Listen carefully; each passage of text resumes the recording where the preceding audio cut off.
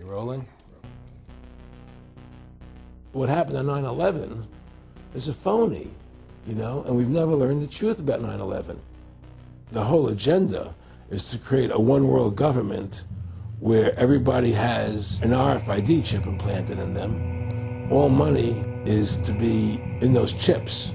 And this is given me straight from Rockefeller himself. This is what they want to accomplish. Aaron, what do you think women's liberation was about? We, the Rockefellers, funded that. We funded women's lib. They do whatever they want to do. What we want doesn't matter anymore. It's their agenda, it's their plans that matter. They have all the money they want. They can make all the money they want. They have a machine that can make all the money. It's not about money. It's about control. It's about their vision of how they want to see the world. You hear George Bush saying democracy means freedom. No. Democracy equals New World Order. I believe God put me on this earth to be the best person I could be, and put everybody on this earth to be the best they can be. You have to stand up for what's right in life. And unless you do that, you're nothing.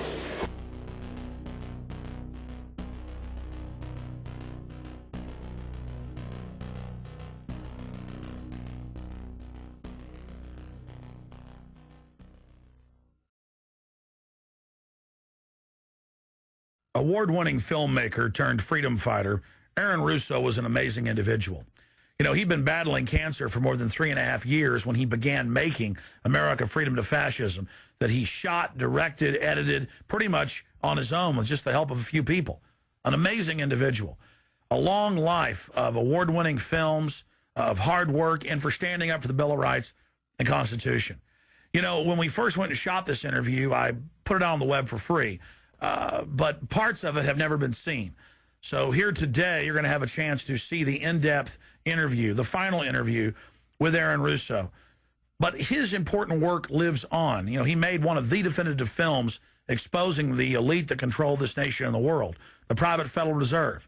And the information he put out 2 years ago rings more true today than ever. And his film, America Freedom to Fascism, and Mad as Hell, and the other great works he did just continue like ripples in a pond to light bushfires in the minds of men and women everywhere.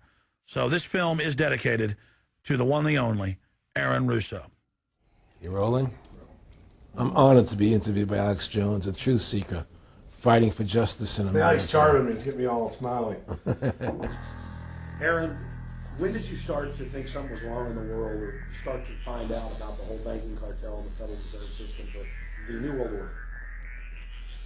Well, that was a progression of events.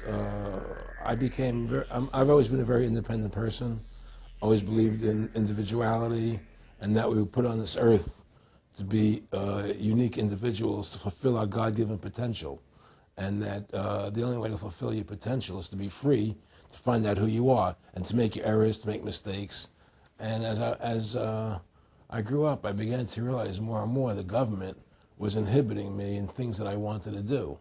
And what happened, I was very successful in the ladies' lingerie business. I worked for my dad. He had a small undergarment business. And I created the first ladies' bikini panties back in 1963, actually. And then I opened up a nightclub in Chicago called the Electric Theater that opened up the day Martin Luther King was assassinated. All right, and so the city of Chicago was in flames the day my club opened, and nobody came out to the club. And well, what happened was that that was the year of the Democratic Convention in Chicago in '68, and so my club became a hangout for the hippies, and because they wanted to go to Chicago and protest what was going on.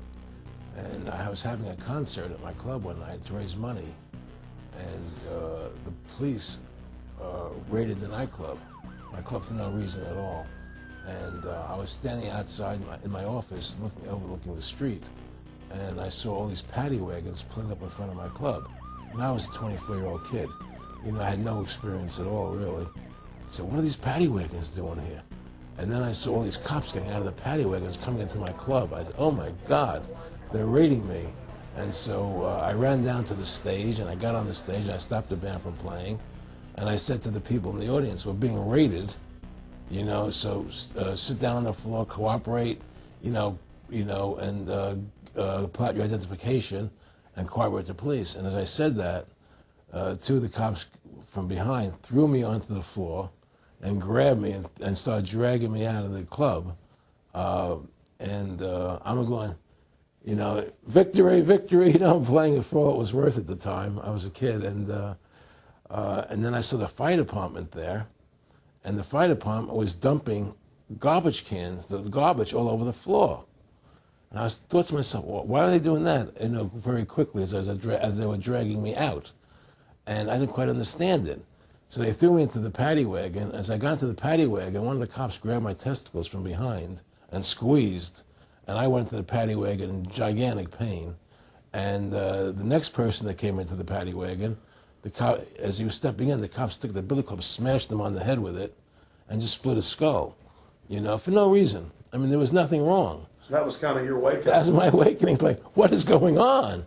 I thought this was America. So I initially blamed it on Chicago and made a daily thing. It was Chicago.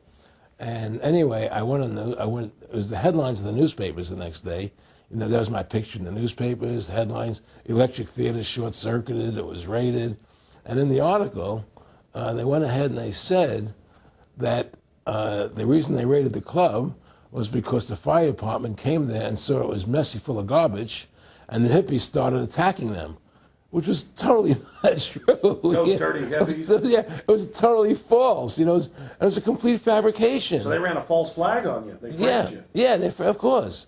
You know, and I was in shock. I said, people lie like that? People actually do these things? I couldn't believe it. You know, it was an awakening to me. And I went on television. I told people on television that they lied. Nobody cared. Nobody cared what the truth was. And it was shocking to me.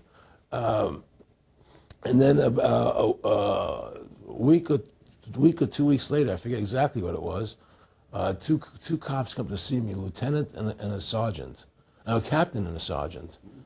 And they said, Mr. Russo, we're sorry if you got hurt that night at the club in the raid, but we're here to tell you that if you want to keep the club open, it's going to take $2,000 a month, and we're going to come see you once a month, and whenever we have to raid you, we're going to call you, you know, and we'll let you know we're going to come in tonight and raid you. This was mafia. Well, the police mafia, you know. And actually, it was actually more interesting than that. They said, listen, there's the A plan, there's the B plan, and there's the super deluxe plan. And this one, of course, each one, of course, that much money a month. Which one do you want? What was the super deluxe? That's the one I took. That was a $2,000 a month plan. And I took that plan, and I paid them $2,000 a month, and they left me alone. And whenever they were going to raid the club, they would come there, we're going to have a phony raid tonight, you know, just to look good for the people in the neighborhood, you know. So that was your first big education? That was my education into corruption in government, you know, but I really thought that was basically Chicago. I didn't realize it was the whole country was like that. And so that was my wake-up call, that people lie and cheat and steal. And I thought everybody was always honest and nice and decent, and I had no idea about any of these things. Well, what happened with me was that they finally one day they came to me, and they said, look, we can't take your money anymore.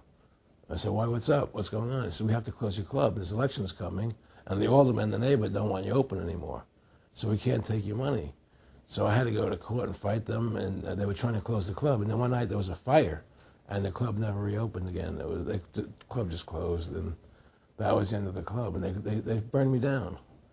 And that was the end of my experience. And then I moved back to New York, where I met Bette Midler, and I ran into her at a little nightclub she was playing called The Improv, and I thought she was fabulous. And through a series of events, I began managing her. And as soon as I started managing her, her career took off like a rocket. You know, it was just fortuitous, I guess. And we became very, very successful. And through managing Bette, I started producing shows on Broadway where I won the Tony, and I produced a television show where I won the Emmy with Dustin Hoffman and Bette, you know, and then I produced The Rose for her, where she got Academy Award nominations. And then that led me to producing Trading Places, which everybody knows. You know, I think it's the best Eddie Murphy movie. Well, it's a good one. I don't know if it's the best, but it's a really good one. And I'm very proud I made that movie. And so in my mind, I feel as if I've made a classic comedy in Trading Places. a classic musical in The Rose, and a classic documentary in Freedom to Fascism. You know, so I'm very proud of my work that I've done as a filmmaker.